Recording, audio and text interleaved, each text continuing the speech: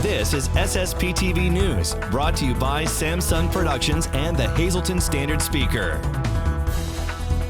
Penn State Hazleton starts classes, and we talk with the Chancellor to learn what's changed on campus to keep students safe during the pandemic. Hello and welcome everyone. Thank you for your time. I'm Ken Carr with your local information from SSPTV and the Hazleton Standard Speaker. The Standard Speaker, Steve Stallone, is reporting that MMI Preparatory School has decided to play 2 of their 5 fall sports.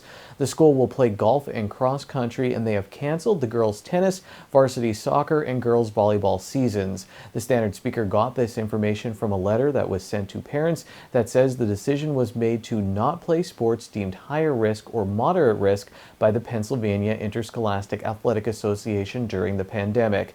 Head of school Justin Kleinheider tells Steve Stallone the school feels terrible for the athletes and coaches, and that their objective is to stay open, and that a few COVID-19 cases can stop in-person instruction. Today is the first day of classes for students at Penn State Hazleton. Our Janine Lassant spoke with the school's chancellor to see what the new year will look like. Well, it is the start of a new school year, and with us, I'm pleased to have via Zoom Gary Lawler. He is the chancellor here at Penn State, the Hazleton campus. So Gary, thank you for joining us on SSPTV News. So right now, it's my understanding that you are in person full-time at the Hazleton campus? We have a number of options for students, actually, Janine. Some students wanted to stay remote, and we're honoring that. We have a number of classes that are in person. And then we have a number of classes that we're calling in-person hybrid, which might mean that half the class comes on Tuesday and the other half is remote, and then the other half comes on Thursday and the other half is remote because of the restrictions in terms of social distancing for the classrooms. We've had all kinds of work with our instructional designer this summer, and just an incredible amount of professional development opportunities for faculty to really make the remote learning especially inclusive and involved and active, and I think we're in a really good space. It's a challenge certainly, but one that we think we're doing well with.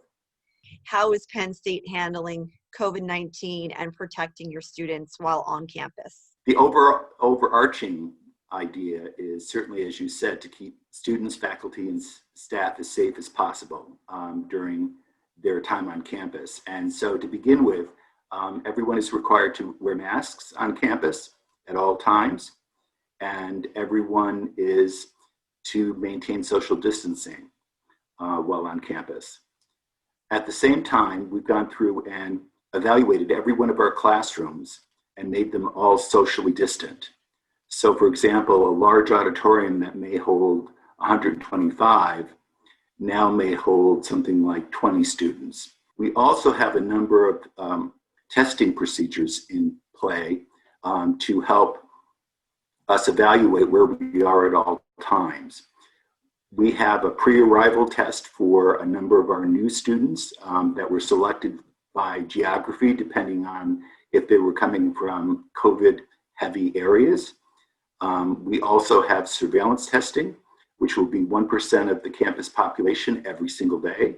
And we also have contact tracing to, if somebody does come down with COVID-19, to help find out who they've been in contact with so that we can let them know. There was a discussion with a group of students who felt that they did not want to wear a mask on campus, and they would only do so if there were consequences.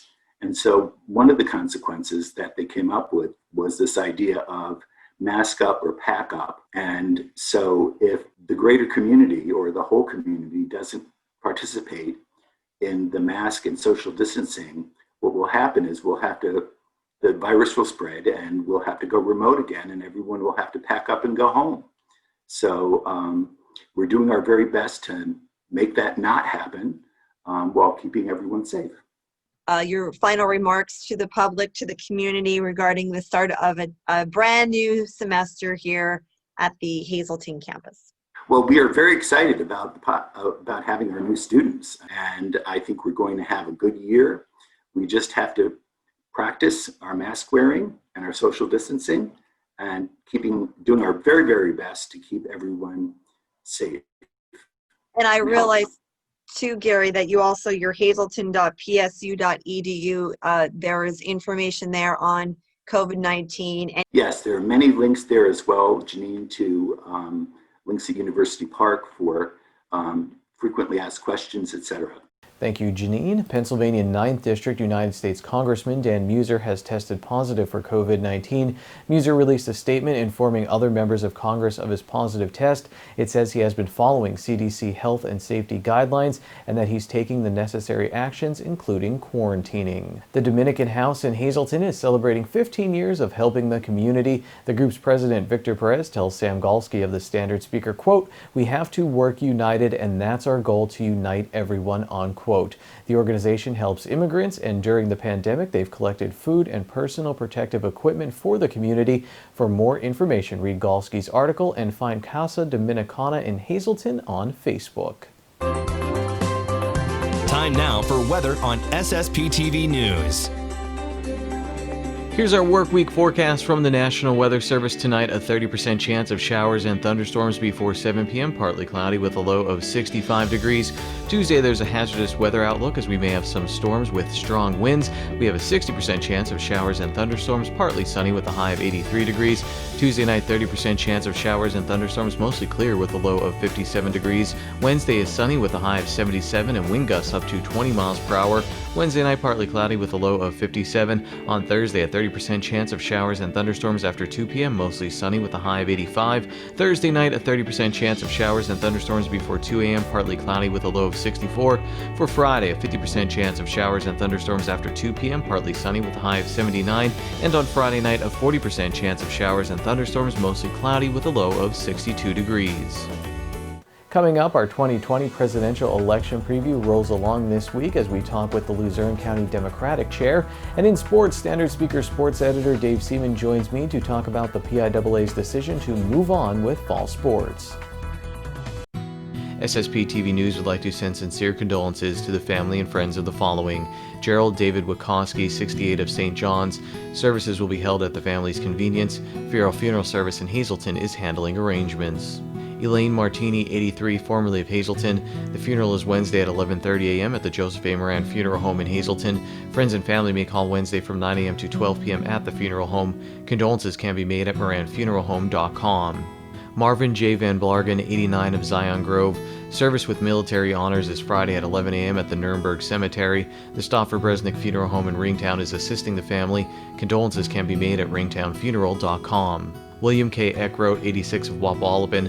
Services are private. The McCune Funeral Service is handling arrangements. Alfred J. Pliska, 82 of Hazleton. Liturgy is Wednesday at 10 a.m. at St. Mary's Byzantine Catholic Church in Hazleton. Masks and social distancing are required. The Frank J. Bonnet Funeral Home in Hazleton is assisting the family. And Teresa Mary Regina Donati, 86 of Drums. Services will be held at the family's convenience. The Frank J. Bonnet Funeral Home in Hazleton is handling arrangements. The social news is brought to you by Harmon Funeral Homes and Crematory.